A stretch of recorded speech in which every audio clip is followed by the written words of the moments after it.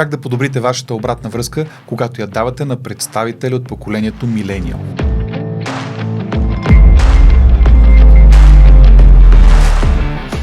Вместо да кажете това не е както го исках, бихте могли да кажете тук виждам потенциал, нека да го направим заедно, така че да стигне до следващото ниво. Вместо да кажете просто го оправи, бихте могли да кажете това влияе на цялата картина. Как мислиш, че можем да го подобрим?